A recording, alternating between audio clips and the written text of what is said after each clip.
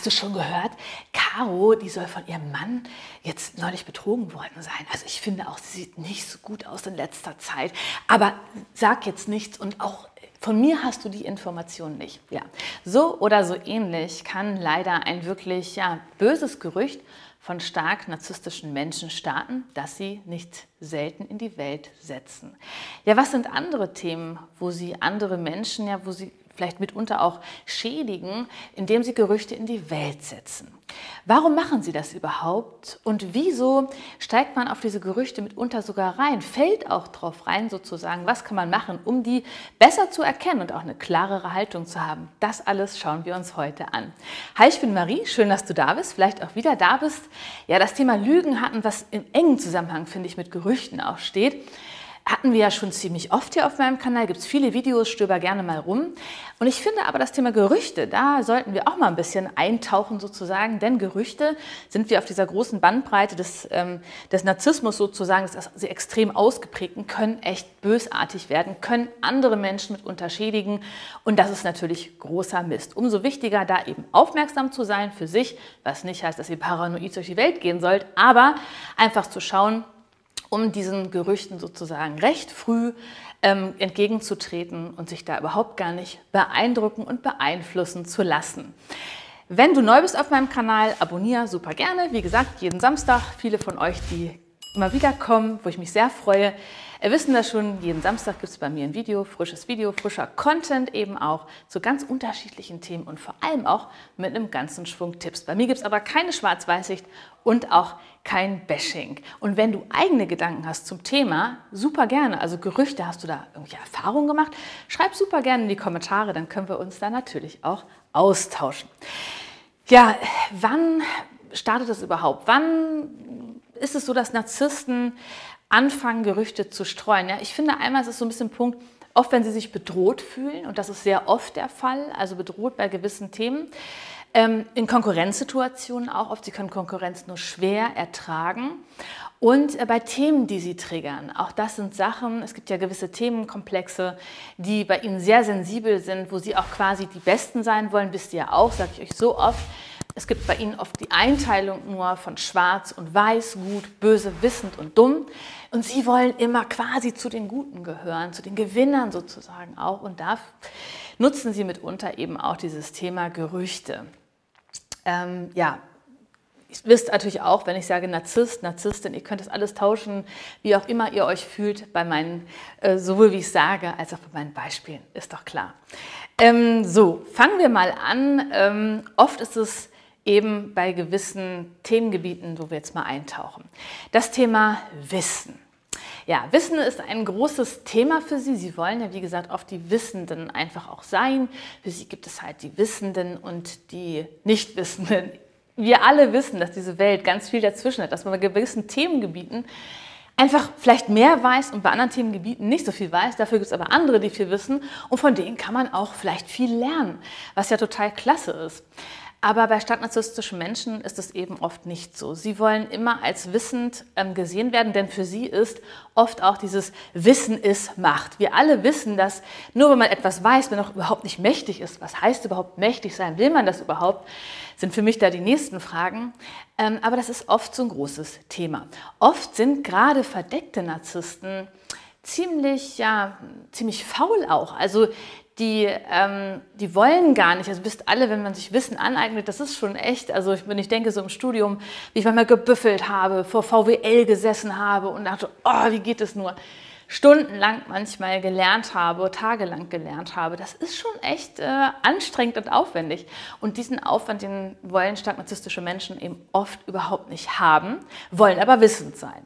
Und wenn es dann andere Menschen gibt, die vielleicht mehr wissen als sie, anstatt das eben zu akzeptieren auf Augenhöhe, fangen sie eben an, andere Menschen da auch abzuwerten. Ne? Das ist zum Beispiel im Job. Ne?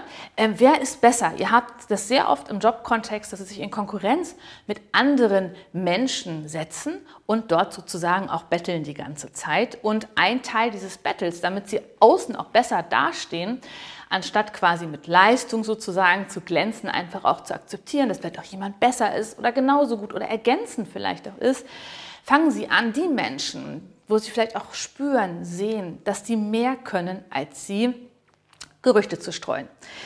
Das ist manchmal auch so ein Thema hier, der Hardy hat den Job doch nur bekommen, weil sein Vater die Kontakte hat. Ja, das ist vielleicht so ein Gerücht, das Sie immer wieder streuen bei einem Arbeitskollegen, der vielleicht einfach jetzt promotet worden ist, besseren Job bekommen hat, irgendwie der Hardy, auf den haben Sie es abgesehen, vielleicht weil der einfach, wie gesagt, weitergekommen ist und dann werden solche komischen Gerüchte in die Welt gesetzt, obwohl Hardys Vater mit seinem Job überhaupt nichts zu tun hat, der hat sich ganz normal beworben. Aber so soll Hardy halt abgewertet werden nach dem Motto, der hätte die Stelle ja sowieso nie bekommen, wenn er die Kontakte nicht hätte.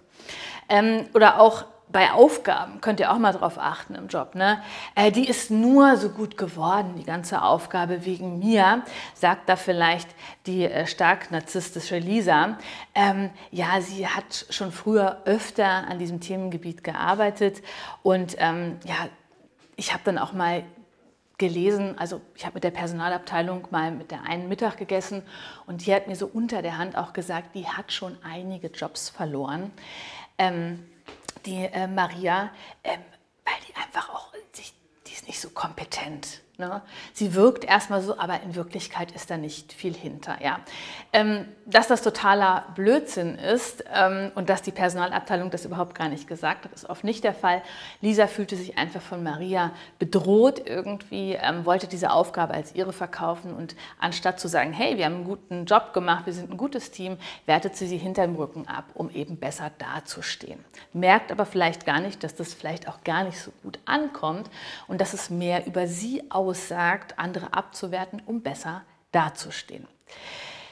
Dann Freundschaften finde ich auch. In Freundschaften habt ihr oft diese Konkurrenzthematik und ich finde auch nicht, dass es nur so eine Thematik ist zwischen Frau, Frau, Mann, Mann, Frau, Mann oder so. Das könnt ihr auch total mischen. Attraktivität ist ein großes Thema. Stark narzisstische Menschen überschätzen sich in ganz vielen Sachen, ihre Kompetenz mitunter, wie ich finde auch, das ist der Dunning-Kruger-Effekt hier oben, hier unten, ein Video auch mal dazu. Sie überschätzen sich in vieler Hinsicht und ich finde auch beim Thema Attraktivität, versteht mich nicht falsch, jeder Mensch ist attraktiv und toll, aber sie haben da manchmal von sich selbst echt ein total verzerrtes Bild. Und wenn sie aber durchaus, finde ich, merken, dass da vielleicht jemand ist, der fröhlicher, der offener einfach auch ist, der vielleicht auch einfach attraktiver ist, so von der Optik her, ja, der einfach gut ankommt oder sie gut ankommt, dann ist das etwas, wodurch sie sich ganz, ganz schnell bedroht fühlt. Und da fangen sie manchmal an, ja, auch komische Gerüchte zu streuen. Die hat doch was machen lassen, guckt es doch mal an, da ist doch irgendwas geliftet. Ja, immer wieder begann Karen mit dem Thema, wenn Emmy eben nicht da war und die Gruppe irgendwie zusammensaß bei einem Cocktail. Was denkst du, Lea? Lea war das schon mittlerweile unangenehm.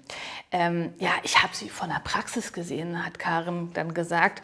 Und ich bin mir sicher, es war so eine Praxis auf dem Kudamm, und ich bin mir ganz sicher, ja, die kamen da raus. Und das ist doch auch, also das sieht man doch irgendwie auch, da ist doch was aufgepolstert. Ja? Und ja, allen Menschen im Umfeld erzählte Karen eben diese ominöse Geschichte, wie sie da die Emmy eben gesehen hatte auf dem Kudamm angeblich, wo sie aus einer Schönheitspraxis angeblich kam und sich botoxen ließ. Da war das absoluter Blödsinn. Das war eigentlich, wenn man genau hinguckte, immer so, dass die Emmy einfach ja, ein fröhlicher Mensch war, einfach sehr sich immer pflegte, gesund ernährte.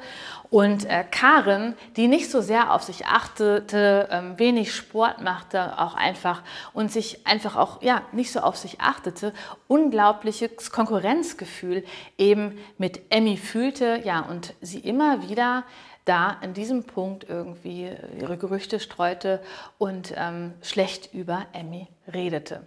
Oder auch, oh, der ist ja böse abserviert worden.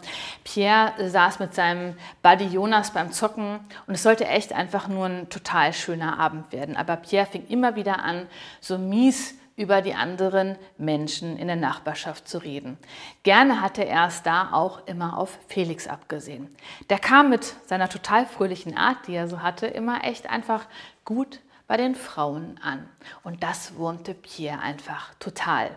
Ja, und jetzt kam er wieder mit der blöden Story an, beim Zocken, wie Felix so böse verlassen worden ist. Er schmückte diese ganze Geschichte aus, wie Felix nachts angeblich bei ihm klingelte und völlig fertig war und. Ja, und Jonas, ja, der war mittlerweile, er kannte diese Geschichten schon, war auch schon genervt davon und er merkte auch, dass Pierre sich bei vielen Sachen, die er erzählte, irgendwie, ja, dass er die Geschichten, wenn er die wiederholte irgendwo anders, dass er die immer wieder irgendwie abwandelte und das Ganze irgendwie auch nicht stimmte. Darauf angesprochen wurde Pierre dann immer ganz sauer, wenn er jetzt Jonas sagte, aber das hast du mir doch ganz anders erzählt. Das stimmt doch überhaupt gar nicht. Was erzählst du denn hier für einen Mist? Ja, willst du mich hier in Frage stellen? Dann wurde er auch sehr oft laut. Ja, und Jonas sagte dann oftmals gar nichts mehr, aber er fragte sich mittlerweile auch schon selber, was er wohl über ihn erzählte, wenn die beiden nicht zusammen zockten. Das nächste ist, ja, Gruppen, Gemeinschaften, sage ich euch ja auch häufig, gerade in Gruppen und Gemeinschaften fühlen sich stark narzisstische Menschen, ich habe es hier genannt, pudelwohl. Ja. Das, was nicht heißt, dass jede Gruppe, jede Gemeinschaft, wo auch immer sie sich befindet, ob man sich irgendwie trifft zum Sport oder ob man irgendeine Online-Community hat, gibt es ja breit gefächert. Aber trotz allem, gerade vielleicht auch online im Bereich der Anonymität mitunter auch, da sind sie wirklich sehr häufig und da lieben sie es auch, so anonym eben Gerüchte zu streuen. Sie mögen es einfach, leider Unfrieden zu stiften. Sie präsentieren sich selbst aber als extrem moralisch, als ein extremer Engel sozusagen und eine total liebe Person. Im Hintergrund können sie aber tatsächlich ganz schön bösartig werden. Vor allem dann, wenn es, müsst ihr mal darauf achten, wenn es um Posten und Pöstchen, habe ich es hier genannt, geht. Ja, also wenn es darum geht, einen Posten vielleicht zu bekommen, ja, sich präsentieren zu können, dann ist eine gängige Masche quasi von ihnen, die Konkurrenz quasi über Gerüchte sozusagen zu diffamieren, ja, irgendwie dafür zu sorgen, dass andere Menschen jetzt daran zweifeln, dass diese Person eine Kompetenz hat und diesen Posten bekleiden kann. Wenn sie etwas missgönnen, fangen sie auch oft an, darüber Gerüchte zu streuen. Und auch dann, und das ist immer so mega traurig, finde ich, wenn es harmonisch ist, denn das ertragen stark narzisstische Menschen häufig nicht, ja, wie gesagt, wenn alle sich einfach gut verstehen, wenn es entspannt ist, sie mögen es quasi, wenn die Fetzen fliegen, wenn andere sich sozusagen nicht verstehen, das finden die sogar richtig gut. Und ja, da nutzen sie auch häufig Lügen. Ach, wisst ihr was, ich packe euch mal so ein Video zum Thema Lügen, was ich neulich gemacht habe, hier oben und hier unten mal ran. Ihr wisst auch, zu diesem ganzen Themenkomplex geht es und noch ganz, ganz viel mehr mit ganz vielen Tipps, geht es auch in meinem aktuellen Buch hier oben und hier unten. Dann gibt es auch Gerüchte, habe ich es genannt, zu so halb angesprochenen Themen. Was meine ich jetzt damit? Ja, wisst ihr, es ist total oft so, dass sie irgendwas anfangen, also irgendwie auch mit so einem Gerücht starten und dann in der Mitte quasi abbrechen und es dann so hindrehen, wenn man nachfragt, dass man sie irgendwie bedrängt. Ich habe zwei Beispiele für euch. Einmal sitzt die Jenny mit der Amy in der U-Bahn. Ne, die waren was trinken in Berlin hier schön und fahren, interessanterweise wohnen beide so ein bisschen außerhalb und haben also noch ein kleines Stück mit der U-Bahn zu fahren. Sitzen da, unterhalten sich irgendwie nach einem Weintrinken und dann sagt Jenny zu Amy, du weißt du was, die Claudia, die sieht wirklich, also die hat mir heute nicht gefallen. Die hat ja gar nicht so viel gesagt auch. Er sagt, Amy, ich weiß irgendwie auch nicht, was los ist. Ja, sagt Jenny dann so und guckt so zur Seite und sagt, naja, es ist ja auch mit ihrem Mann und dann sagt Amy, wie mit ihrem Mann, habe ich irgendwas verpasst? Ich meine, die beiden bauen doch gerade irgendwie ein Haus am Stadtrand hier und sie wollen doch jetzt irgendwie auch jetzt gemeinsam vielleicht auch eine Familie gründen. Ja, nee, da wollte ich jetzt gar nicht mit anfangen. Nee, jetzt sag doch mal, sagt Amy, wie kommst du darauf? Was ist da los? Ich mache mir ja auch Sorgen. Nein, jetzt hör mal auf, mich so zu bedrängen. Ja, ich möchte darüber nicht reden. Ja, ich weiß auch gar nicht, ob da was dran ist. Ja, und zack, bleibt Amy irgendwie ganz groß Fragen zurück. Jenny wirft ihn noch rein, aber bitte sprich sie darauf nicht an, was ich da eben angedeutet habe. Und Amy weiß nun gar nicht, ist in einem Konflikt, was sie tun soll. Denkt da die ganze Zeit drüber nach. Dabei dabei ist es einfach nur ein Gerücht, es ist einfach gar nichts dran. Und Claudia ist einfach nur gerade total fertig, weil die eben ein Haus bauen. Also das habt ihr manchmal auch. Es führt aber oft dazu, wenn ihr eben diese Amy sozusagen seid in dem Moment, dass ihr ständig drüber nachdenkt. Ihr macht euch echt Sorgen und ja, fühlt euch dann aber auch vielleicht auch noch schlecht, weil ihr noch nachgefragt habt. Das habt ihr auch im familiären Kontext durchaus. Da habt ihr vielleicht eine stark narzisstische Mutter, die so ein bisschen erzählt und macht plötzlich so eine ganz merkwürdige Andeutung über die Gesundheit des Vaters. Ja? Und ihr fragt nach, wie hast du das gerade gemeint mit Papa? Du hast gerade eben gesagt, dass er hat wieder schwer geatmet irgendwie. Ist das öfter so? Nein, nee.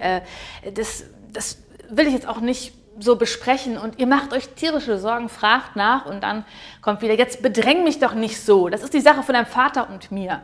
Ja, und ihr macht euch tierische Sorgen vielleicht auch, weil ihr euren Vater so mögt. Also das sind oft so Sachen, dass da so komische Gerüchte, so Halbgerüchte, Halbwahrheiten gestreut werden, an denen aber echt nichts dran ist oftmals. Einfach ja, um Unfrieden mitunter zu stiften, um Aufmerksamkeit auch zu bekommen. Und das tut einem natürlich auch nicht gut. Ja, jetzt ist so ein bisschen die Frage, warum macht man das überhaupt? Ne, wenn man sich das so anschaut, Gerüchte sind absoluter Mist. Wieso machen Menschen das mitunter? Es ist häufig so, dass sie gerne Missgunst sozusagen streuen. Also im bösartigen Bereich habe ich euch gesagt, Narzissmus hat eine große Bandbreite, so wie es zu wenig an narzisstischen Anteilen gibt es das gesunde Mittelmaß und eben auch ein zu viel. Sind wir bei dem zu viel und kommen wir in den Extrembereich, wird es auch bösartig mitunter und da kommen wir in diesen schädigenden Bereich einfach auch. Ja. Dann wollen stark narzisstische Menschen eben ihren Vorteil mitunter daraus ziehen. Ich habe euch das gesagt, wenn es um Posten, um Pöstchen auch geht, ob das jetzt im Job ist, ob das im Verein ist, das sind oft so Themen, wo sie da wirklich anfangen, ja wirklich auch ihr Gift, sage ich mal, zu streuen oder versuchen es jedenfalls. Den eigenen Selbstwert, der stark gering ist bei stark narzisstischen Menschen, auch wenn sie offen sind, sehr laut sind. Der Selbstwert ist oft sehr, sehr gering, wenn ihr genau hinguckt. Und den wollen sie oft stabilisieren, eben bei Themen, bei denen sie stark unsicher sind oder sich auch bedroht fühlen, habe ich euch gesagt. Wie gesagt, Wissen ist da ein Thema, Attraktivität, das sind oft so Kernthemen. Eben als Wissender dazustehen sozusagen, auch ist ihnen enorm wichtig, also ist das Ziel. Und ihr wisst ja auch, sie überschätzen ihr Wissen sehr oft. Der Dunning-Kruger-Effekt, super interessantes Thema. Schaut mal hier oben, hier unten habe ich euch hier auch verlinkt. Dann ist es auch so, und als besserer Mensch sozusagen dazustehen, als irgendwie auch alle anderen. Denn sie können oft, gerade wenn der Selbstwert sehr, sehr gering ist, Menschen auf Augenhöhe eben kaum ertragen. Und so machen sie eben das, was sie leider, leider oft am besten können. Sie werten andere Menschen ab, eben auch über Gerüchte, um sich selbst darüber aufzuwerten. Im Extremfall, und das muss man auch mal sehen, ist es durchaus die sozusagen beste Freundin, ja, oder sogar der eigene Partner, der Gerüchte streut. Also die beste Freundin, narzisstische beste Freundin, finde ich auch ein sehr wichtiges Thema. Packe ich euch auch nochmal hier oben, hier unten einfach hin. Könnt ihr im Anschluss auch gerne euch mal angucken.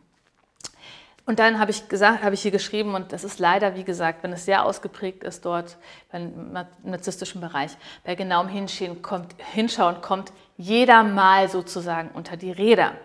Also ich habe euch das vorhin in diesem Beispiel doch auch gesagt mit Pierre und Jonas, ne, wo der Pierre sich dann sich fragt, okay, wann komme ich denn mal unter die Räder hier? Was sagt derjenige denn über mich? Denn das, komme ich aber auch gleich drauf, sollte man sich ja oft mal fragen, wenn jemand so komisch über andere Menschen redet, ja, wie redet derjenige denn über einen selber? Die Frage ist ja auch, warum steigt man überhaupt auf diese Gerüchte sozusagen ein? Ja, man kennt das vielleicht tatsächlich von zu Hause, also diese Gerüchteküche, vielleicht wenn ihr eine stark narzisstische Mutter oder sogar Vater habt. Ihr kennt das vielleicht, ihr habt vielleicht auch diesen Widerspruch in den Aussagen als Kind mitbekommen und das ist für euch, so traurig das auch ist, in dem Fall sozusagen normal. Was stadtnarzisstische Menschen oft auch machen, müsst ihr mal aufpassen, man fühlt sich dann den anderen sozusagen ins Vertrauen zu ziehen. Das ist natürlich ein ungesundes Vertrauen, na klar, ja, zu sagen, oh, ich weiß da was, aber sagt das keinem. Und dann denkt ihr vielleicht, oh ja, die vertraut mir da etwas an. Das ist eine Lüge, ist ein Gerücht, ist einfach, und dass es irgendwie kein guter Zusammenhalt ist, sich gegen andere zu verbünden. Das kommt einem vielleicht erstmal nicht in den Sinn, vielleicht auch in dem Moment, wo man es, wie gesagt, von zu Hause gewohnt ist. Ihr habt das sehr oft auch bei stadtnarzisstischen Eltern. Auch zu dem Thema könnt ihr bei mir mehr stöbern. Ist es oft so, dass, wenn natürlich die stadtnarzisstische Mutter einen vielleicht ins Vertrauen nimmt, im Gegensatz zu und irgendwas sagt über die Schwester, den Bruder, wo man sowieso schon um das Fünkchen Liebe kämpfen muss, um überhaupt ein bisschen was zu bekommen, denkt man vielleicht, die Mama vertraut mir halt. Ja. Und dass es aber irgendwie gegen die eigene Schwester, den eigenen Bruder oder eigene andere Menschen geht sozusagen und die unter die Räder kommen und das kein gesundes Vertrauen ist, sondern echt eine Bösartigkeit mitunter, das muss man vielleicht auch erstmal traurigerweise irgendwann sehen und lernen, auch erkennen. Man ist eben zu wenig kritisch, habe ich euch auch oft gesagt. Diese Leichtgläubigkeit, die man leider, wenn man im stadtnarzisstischen Umfeld aufgewachsen ist, heute lebt, kann es sein, dass ihr da auch eine große Leichtgläubigkeit habt, die wirklich einige Menschen ausnutzen, leider oder ausnutzen wollen.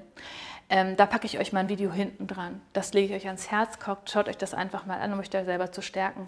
Und das kann da sein, dass es auch ein Grund ist, warum man dann darauf einsteigt, weil man es einfach glaubt. Man kann sich gar nicht vorstellen, dass diese Person, die doch so viel Moral predigt, die doch immer von sich selber sagt, ehrlich zu sein und so weiter, sich über Lügen aufregt, dass die bösartige Gerüchte vielleicht sogar streut. Jetzt habe ich einen ganzen Schwung Tipps natürlich für euch. Das erste habe ich hier geschrieben, fragt bei denen nach, um die es geht. Und das ist natürlich manchmal so ein Konflikt, in den einen stark narzisstische Menschen bringen wollen. Das habt ihr bei vielen Beispielen hier auch gehört, dieses aber sag es nicht. Und nur so funktioniert es. Es funktioniert ja nur so, indem ein stark narzisstischer Mensch ein Gerücht streut und das zwischen den beiden bleibt und die betroffene Person, um die es geht, davon ja gar nichts weiß und man sich da gar nicht erkundigt. Deswegen, ihr könnt am besten das Wasser abgraben, indem ihr zu der Person hingeht und nachfragt. Ja, müsst ihr vielleicht gar nicht sagen, wo ist er, oder sagen, mir ist zu Ohren gekommen, ne, wie hier vorhin mit der Amy, Jenny, ne, die da irgendwas erzählte, wo man sagt, zu der Betroffenen hingeht und sagt, sag mal, ich mache mir ein bisschen Sorgen, meine Liebe, Claudia hieß sie, ne? Sag mal, du siehst momentan schlecht aus und mir ist zu Ohren gekommen, dass da irgendwie mit deinem Mann dann was nicht läuft. Ich mache mir Sorgen. Wie ist das? Kann ich dir irgendwie helfen? Oder einfach mal nachzufragen. Und dann werdet ihr ganz schnell eben rausfinden, ob da wirklich was dran ist oder eben auch nicht. Und dafür müsst ihr den anderen auch nicht in die Pfanne hauen, aber tatsächlich da diese Loyalität einfach mal wegzulassen und zu sagen, nein, ich möchte jetzt einfach auch wirklich wissen, was los ist. Wenn du das Gefühl hast, eine stark narzisstische Person schlecht über dich redet, dann sag auch ganz klar, wenn du was hörst, dann frag mich. Das ist auch der Punkt, man kann sehr offensiv mitunter mit Gerüchten umgehen. Das habt ihr vielleicht auch nach Trennungen manchmal, dass die irgendwelche Gerüchte streuen, Lügen oder so verbreiten. Ich finde es immer super gut, wenn man einfach, oder auch im Job, ne, wenn man schon irgendwie, wenn einem schon was zu Ohren gekommen ist, dass es irgendwelche Gerüchte waren, den Menschen zu sagen, wisst ihr was, wenn euch mal irgendwas zu Ohren kommt, ja, dann seid doch so lieb, fragt mich einfach direkt, dann können wir es direkt klären. Das ist auch super und klare Menschen klären es auch mit euch, fragen auch einfach nach und so grabt ihr eben auch diese Gerüchteküche sozusagen, stellt ihr der Gerüchteküche den Strom ab, ja, dann kann nicht mehr gekocht werden. Dann habe ich hier geschrieben, überlege so schlecht wie die Person, die stark narzisstische Person, ja, oder auch anders, also einfach eine Person, die es nicht gut mit euch meint, ja, über andere redet. Geh davon aus, warum sollte sie bei dir eine Ausnahme machen? Geh davon aus, sie redet auch genauso schlecht mitunter über dich.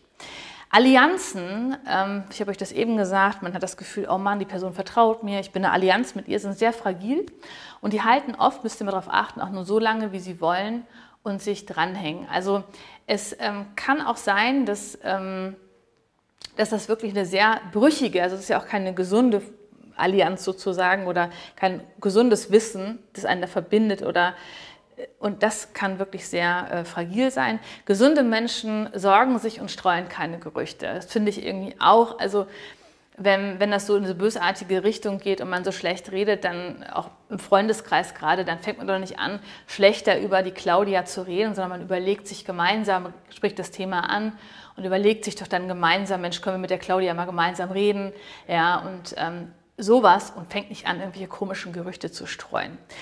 Wenn ihr Menschen habt in eurem Umfeld oder Arbeitskollegen, kann auch sein, ne? Oder wenn ihr Freunde habt, auch selbst eure Eltern, also ihr müsst vielleicht eure Beziehungen so angucken. Wie gesagt, oft kommt leider ein stark narzisstisches Umfeld mit vielen Menschen mitunter erstmal daher. Dann Kontakt auf Minimum beschränken und Grenzen zu setzen. Also tatsächlich zu gucken mit der Arbeitskollegin, die vielleicht immer wieder Gerüchte streut, wo es einfach echt anstrengend ist, geht mit der halt vielleicht nicht so oft essen, ja, mittags oder so. Da kann man sie auch charmant ja manchmal so ein bisschen sagen, ach nee, passt nicht oder ich gehe mit jemand anders. Also immer zu gucken und natürlich wird es oftmals schwieriger, je enger diese Person sozusagen auch um einen herum ist, ja, und da eben aber trotzdem eine klare Haltung eben zu haben und auch klar eben nachzufragen, was natürlich dazu führen kann, dass stark narzisstische Menschen das total bescheuert finden, sagen, du hast jetzt die Loyalität untergraben, wie die Mutter mit dem Vater, ne? Wenn ihr dann zu eurem Vater gesagt habt, Mama hat im Gespräch angedeutet, mit dir ist gesundheitlich irgendwas, dann kann es wirklich sein, dass beide auf einmal, Vater und Mutter, auf euch losgehen. Wie kannst du nur da eine klare Haltung zu sagen, wisst ihr was, ich finde es nicht okay, Sachen anzuschneiden, ich möchte das eben klären und wir sind erwachsene Menschen und das ist auch völlig in Ordnung. Ja, und sich da gar nicht so auf diese Spielchen da oft auch einzulassen. Dann oft auch, finde ich, ganz klar zu sagen, wenn man das Gefühl hat, und ich kann mir vorstellen, ihr habt auch oft so das Gefühl, kennt ihr das kann ich mir nicht vorstellen. Wenn der erste Gedanke ist, das kann ich mir nicht vorstellen. Natürlich gibt es mehr auf dieser Welt, als man sich vorstellen kann. Aber das ist doch schon etwas, wo man auch manchmal dann durchaus die Haltung haben kann, zu sagen, ne, wir sind wieder bei Jenny und Amy eben in der Bahn, zu sagen, wenn die Amy sagt, du Jenny, ich kann mir das bei aller Liebe nicht vorstellen, dass da bei denen die Ehe, dass es nicht richtig läuft. Ich habe Kontakt zu ihr regelmäßig und die haben Stress so mit dem Bau, aber ansonsten kann ich es mir nicht vorstellen. Das ist auch wichtig. Oder auch so Sachen, das wundert mich aber, das passt gar nicht zu meinem Eindruck. Ich finde, die Ehe wirkt harmonisch. Und ja, wenn sie dann anfangen, irgendwie Fremdgehgerüchte sind ja auch so beliebte Geschichten, zu sagen, nee, ich habe das Gefühl, der ist durchaus auch schon treu. Ja? Oder auch meine Erfahrung ist da eine ganz andere. Also seid ihr wieder bei der Haltung zu sagen, also darauf nicht einzusteigen, klare Haltung zu haben und zu klären, weil so ist es eben, dann grabt ihr diesen Gerüchten das Wasser eben ab und dann kann, ich sage mal, wie gesagt, dann ist der Strom der Gerüchteküche abgestellt, dann kann da nichts mehr kochen und wenn doch noch mal so ein bisschen was aufflammt, ja, dann ist eure klare Haltung einfach ganz, ganz wichtig. 3 Fragen. Das allererste ist, kennst du diese Gerüchte? Das zweite ist, wann begegnen sie dir im Umfeld? Und das dritte ist, ja, wie kannst du jetzt vielleicht auch deine Haltung in manchen Punkten da verändern und auch klarer kommunizieren? Wenn du Fragen hast, melde dich super gerne bei mir, telefonisch, Videocall. Hier sind jetzt die Videos. Ich wünsche dir eine zauberhafte Woche. Das Wetter dreht ja nochmal so richtig auf. Ich freue mich riesig. Ich plansche wie ein kleiner Fisch hier durchs Wasser. Und von mir aus könnte der Sommer niemals enden. Ja, ich wünsche euch eine zauberhafte Woche und freue mich, wenn ihr nächsten Samstag wieder dabei seid. Macht's gut. Ciao.